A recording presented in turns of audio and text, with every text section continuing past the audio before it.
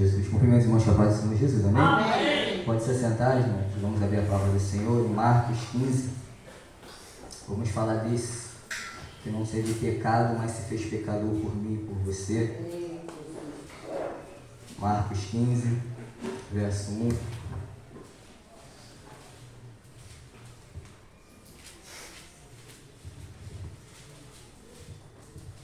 Marcos 15, verso 1. O título vai dizer: Jesus perante Pilatos. Amém? Diz assim a palavra do Senhor: E logo ao amanhecer, os principais dos sacerdotes, os anciões e os escribas e todo o sinédrio tiveram conselho, e amarrando Jesus, levando e entregaram a Pilatos. Amém? O texto a qual nós acabamos de ler vai nos falar que ao amanhecer entraram em conselho os chefes dos fariseus e os outros líderes judaicos e resolveram amarrar a Jesus e entregar a Pilatos. Eles queriam matar a Jesus e prender Jesus por 3 motivos, por 3 razões. A primeira razão que nós vamos ler na Escritura e buscar é por inveja, pela popularidade de Jesus. Porque Jesus ele era muito popular, porque Jesus, onde ele passava, ele pregava a sua palavra, ele ensinava, ele curava, e isso começou a incomodar os fariseus, porque os fariseus não conseguiam fazer aquilo ao qual Jesus fazia. Jesus ele chegava lá, pregava para multidões, ele curava, ele libertava, e os fariseus começaram a se incomodar com aquilo ao qual Jesus fazia, com a popularidade a qual Jesus trazia, não porque ele queria ser popular, mas porque ele pregava o Evangelho, pregava a libertação do povo. O segundo motivo foi por medo da sua influência sobre o povo.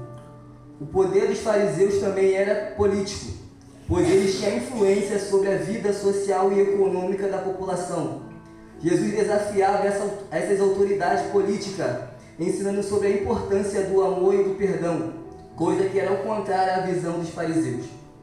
Outros fariseus eles pregavam pedra por pedra, aquele que pecou tem que ser apedrejado e morto. Jesus ele falava: ainda tem esperança. Aleluia. Se pecou, peça perdão, o Pai do céu vai te perdoar. Amém. E aí esses homens começaram a ficar indignados com Jesus, começaram a se revoltar contra Jesus, porque Jesus pregava diferente do que aquilo que eles ensinavam. O terceiro motivo foi por consideração que ele estava, por considerar que ele estava a desafiar as suas autoridades religiosas e políticas. Os fariseus eram uma parte importante do sistema religioso judaico, com regras e tradições próprias. Jesus questionava algumas dessas regras e ensinava uma nova maneira de entender a religião, que era vista como desafio às suas autoridades. Então Jesus ele foi pego por inveja, porque os fariseus tinham medo de perder o seu domínio sobre o povo e porque Jesus pregava a verdade. Esses foram 3 motivos a qual eles tentaram acusar Jesus e levar até um homem chamado Pilatos. Jesus agora é levado perante um homem chamado Pôncio Pilatos, também conhecido simplesmente como Pilato, que foi governador ou prefeito da província da Romana judaica. E agora a história vai nos relatar, nós lemos a Escritura, que esse homem ele vai começar a conversar com Jesus, ele vai começar a interrogar Jesus sobre acusações que esses homens jogaram em cima do nosso mestre. E ele vai falar, ele vai dizer: tu é rei dos judeus? E Jesus vai responder para ele: tu disseste isso. E Pilatos começa a interrogar Jesus novamente e vai falar: vê quantas acusações falam contra você. Olha quantas pessoas estão falando sobre ti. E o texto vai nos relatar que o nosso Senhor Jesus ele ficou quieto. Ele não falou sequer uma palavra. E aquele homem ele ficou admirado com a posição de Jesus. Então a gente vai falar que naquele dia era um dia de festa de Páscoa. E como de costume, eles tinham o hábito de pegar alguém que estava sendo preso, sendo condenado e ser solto por ser uma festa de Páscoa. E o texto vai nos relatar que tinha um homem chamado Barrabás. Quem era Barrabás? Barrabás era um salteador. Barrabás era um homem que cometia crime. Barrabás era um homem, homicida. Então eles pegam Barrabás e colocam Jesus um de perto do outro, conjecturando eu. E pede para que o povo escolhesse. Escolhe vós quem você quer que seja solto. Barrabás, o salteador, o homicida, ou Jesus, o rei dos judeus. E o texto vai nos relatar, aleluia, que os principais dos sacerdotes incitavam o povo a gritar e a dizer: solte a Barrabás, solte a Barrabás. E ele vai dizer: o que faremos com Jesus? O que faremos com o rei dos judeus? E o povo incitado ali pelos aqueles homens, eles vão dizer: crucifique-o, crucifique-o, crucifique-o. E ele vai dizer, Pilatos: mas esse homem nada fez. E o povo incitado dizia: crucifique-o, crucifique-o, crucifique-o. Trazendo para os nossos dias de hoje, muitas das vezes nós crucificamos Jesus dentro do nosso coração. Mas como nós fazemos isso, Alan? Como uma pastora, alguém chega aqui na frente e faz um apelo: você quer aceitar Jesus como o único e suficiente Salvador de suas vidas? Muitas das vezes nós conhecemos Jesus, sabemos do milagre de Jesus, somos testemunhas daquilo que Jesus faz e ouvimos a palavra de Jesus. E como é perguntado se você quer aceitar Jesus, é tão fácil a pessoa falar não. É como se ele estivesse falando assim: eu não reconheço a tua morte de cruz, eu não reconheço os teus ensinamentos, eu crucifico de novo o Senhor dentro do meu coração e permito que Barrabás viva dentro de mim. Porque se nós lermos a Escritura, vamos ver que Barrabás é um ladrão, é um salteador. Quem é ladrão, quem é salteador? Satanás. Ele vem para matar, roubar e destruir. Mas Deus, ele vem para nos dar vida e vida com abundância. E toda vez que nós falamos não para o chamado de Deus, toda vez que dizemos não para aquilo a qual o Senhor colocou na nossa frente, nós estamos dizendo: Senhor, eu não aceito o teu chamado. Senhor, eu não aceito aquilo que o Senhor preparou e reservou para mim. Eu não reconheço aquilo que o Senhor passou por mim. Eu te crucifico de novo dentro do meu coração e permito que Barrabás viva. Porque a palavra do Senhor diz que não podemos servir a dois deuses. Ou um vamos agradar, ou a outro vamos desagradar. Nós temos que escolher qual Deus nós queremos servir. Queremos servir a Deus em espírito e em verdade, ou queremos servir em mim? Voltando para o texto, lá em Mateus 27, do 27 ao 31, vai dizer assim: então os soldados levaram para dentro do palácio, vestiram com púrpura e colocaram uma coroa de espinho e puseram na sua cabeça. E saudava dizendo: salve o rei dos judeus. Agora eles pegam Jesus e fazem isso com o nosso mestre. Depois de terem escarnecido, tiraram a púrpura e vestiram com as suas próprias vestes. E conduziram Jesus para fora ao fim de crucificá-lo. A cruz de Jesus era pesada. A cruz não pertencia a ele. Então ele obrigou um homem chamado Simão Cireneu a ajudar Jesus a levar a cruz. A cruz de Jesus não pertencia a ele. A cruz de Jesus era para Barrabás. A cruz de Jesus era tão pesada que ele não conseguia carregar o peso daquela cruz. Então eles obrigaram um homem a ajudar a Jesus a carregar aquela cruz até o lugar da morte do nosso Pai. Jesus foi levado para um lugar chamado Calvário, também conhecido como Gólgota, significa lugar da caveira. Deram a ele a beber um vinho com mirra, e ele, porém, não tomou. E nessa parte eu fiquei curioso, comecei a estudar, mas por que deram o vinho com mirra para o Senhor beber? Porque Jesus, ele não desejou, não queria tomar aquele vinho com mirra. E o estudo vai nos dizer que a mistura ao vinho porque ele queria experimentar plenamente o sofrimento que lhe foi destinado como sacrifício perfeito.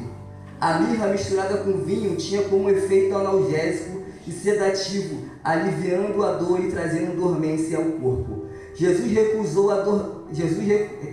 ao recusar, demonstrava sua determinação completa. O sacrifício que lhe foi Jesus recusou, demonstrava a sua determinação completa, o sacrifício sem qualquer alívio. Aquela mirra como aqueles homens iam ser crucificados, eles tomavam aquela mirra com aquele vinho, eles sentiam o seu corpo anestesiado. E ali eles iam para aquele lugar de dor. Mas Jesus, ele recusou aquilo. Meu Deus. Jesus, quantas pessoas foram crucificadas naquela época? Muitas pessoas, não só Jesus foi crucificado. Mas eu posso crer e acreditar que somente Jesus, ele desejou não tomar aquele vinho, não tomar aquela mirra, porque ele queria sentir a dor do pecado que nós cometemos. Ele se fez pecador por mim e por você. O castigo que nos traz a paz estava sobre ele. E sobre as suas pisaduras nós somos sarados. Ele almejou sentir aquela dor por mim e por você. Isaías 53 vai dizer: todavia o Senhor agradou a moê-lo. O próprio Deus agradou a moê-lo, Jesus. Porque era filho deles? Não somente isso, porque ele viu o pecado que Jesus carregou sobre nós, carregou sobre ele. Nossos pecados Jesus carregou sobre ele. Então Jesus teve o prazer de moê-lo, porque não porque era Jesus, mas porque era o pecado sobre ele. E Jesus passou por tudo isso por mim e por você. Ele se fez pecador por nós. E na hora terceira, crucificaram o nosso mestre. Crucificaram o nosso mestre e repartiram entre si as suas vestes e lançaram sorte para ver quem levaria. E por cima da sua cruz estava a seguinte acusação: Rei dos Judeus. E ele foi crucificado com 2 ladrões, um à sua direita e à sua esquerda. E um ladrão vai dizer para o Senhor Jesus: Senhor, se tu és Deus mesmo, desça daí. Ele nos liberta, nós também. Mas outro ladrão vai dizer assim: Senhor, eu reconheço que tu não mereces estar aqui. Eu reconheço que tu és o Filho de Deus. Lembraste de mim, Senhor, como tu entraste no teu paraíso. Jesus vai dizer: ainda hoje, meu filho, tu estarás comigo no meu paraíso. Aleluia. Mesmo no momento de dor, no momento de crucificação, Jesus estava pregando a palavra de Deus. Ele estava fazendo o chamado do Senhor. Muitas das vezes nós não passamos nada e não queremos fazer o vídeo do Senhor. Muitas das vezes não passamos nem passamos nem um pouquinho do que Jesus passou. E falamos: não, Senhor, não vou fazer o teu chamado, não vou cumprir aquilo que o Senhor determinou por mim, porque eu estou passando por um vento, estou passando por uma prova. Jesus na cruz, ele falou para um homem: ainda hoje tu estarás comigo no meu paraíso. E assim se cumpriu a escritura. Ele foi tratado como se fosse um criminoso. Ele foi tratado como se fosse um ladrão. Foi preso com os ladrões, mas ele nada cometeu. E os que passavam ali blasfemavam de Jesus. Eles balançavam a cabeça e diziam: tu é o que destrói o santuário e em 3 dias reedifica? Salve-te a ti mesmo e desça da cruz. Os principais dos sacerdotes, aqueles mesmos, os escribas, escarneciam entre si e diziam: salvar os outros e assim mesmo não pode salvar?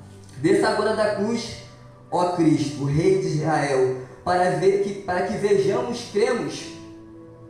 E aqui em Mateus, onde a gente leu no início, Mateus 15, 33, vai dizer: chegando a hora sexta, houve trevas sobre a terra até a hora nona.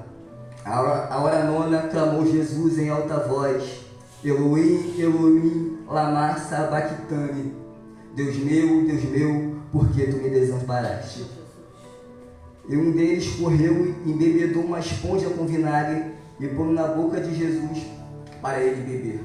Eu já falei sobre isso aqui. O mesmo vinagre que foi colocado na boca de Jesus para ele beber era usado para fazer a limpeza das suas partes íntimas naquela época.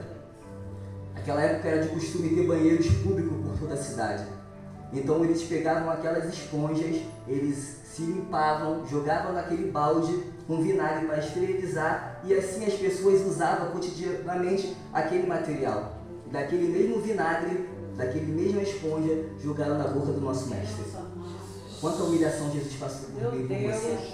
Mas muitas das vezes nós fazemos biquinho para as coisas de Deus. Mas muitas das vezes nós não queremos obedecer ao nosso Senhor Jesus Cristo. Aleluia! Na parte 37 vai dizer: mas Jesus, dando um grande brado, expirou, e o véu do santuário rasgou-se em 2 partes, do alto a baixo. O centurião que estava aí na frente dele, vendo assim expirar, disse: verdadeiramente, este homem é o Filho de Deus. Aleluia, Jesus. Tanta coisa Jesus passou por mim e por você. Desde o início. Como ele foi pegado lá pelos escribas, lá no início. Onde ele foi amarrado, foi levado direto daquele palácio. Ele foi rasgado as suas vestes, botaram coroa de espinho na sua cabeça, bateram com o bumbum, zombaram sobre ele, colocaram ele de frente com um ladrão e perguntaram, escolhe! E eles escolheram a Barrabás. Mesmo sabendo quem era Jesus. Deus amado. Quantas pessoas ali já presenciaram o milagre de Jesus? Porque Jesus, como falou aqui no início, Jesus era popular. Todo mundo ali conhecia Jesus, já ouviu falar de Jesus, já tinha presenciado um milagre de Jesus. Mas mesmo assim eles escolheram a Barrabás. E hoje em dia é assim. Quantas pessoas conhecem Jesus, provaram de Jesus, serviram a Jesus, e de uma hora para o outro, não, eu quero servir a Barrabás. Eu quero me entregar às práticas mundanas. Não, eu não reconheço mais que Jesus Cristo morreu por mim. Não façamos dessa forma. Toda vez que você pensar em parar e desistir, você lembra do que Jesus passou. Aleluia! Porque vai valer a pena. Vale a pena, Senhor. Valeu a pena, Senhor, o Senhor se entregar por mim e pela igreja. Valeu a pena o Senhor se entregar naquela cruz do Calvário por nós, porque hoje nós estamos aqui e exaltamos e glorificamos o Teu santo nome. Senhor, nós reconhecemos que Tu és o Cristo, Senhor. Nós reconhecemos a Tua morte de cruz, Senhor. E, Senhor, valeu a pena tudo que o Senhor passou. Porque até o dia de Maranata nós vamos estar aqui diante da Tua casa. Porque até o dia de Maranata nós vamos estar aqui diante da Tua presença. Eu profetizo o nome de Jesus que ninguém vai parar. Eu profetizo o nome de Jesus que ninguém vai retroceder. Eu profetizo que em nome de Jesus que nós vamos estar lá no céu, junto com o nosso Pai. Não pense em olhar para trás. Não pense em desistir. Não faça aquilo que Jesus passou ser em vão.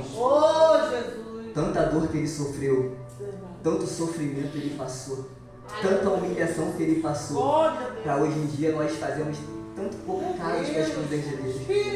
Deixarmos de vir para a casa do Senhor por tantas coisas insignificantes, esquecendo de tudo que Ele passou. Como estiver fraco na fé, lê aqui. Lê o que Jesus passou. Tem certeza que você vai ficar forte novamente. Essa é a nossa oportunidade.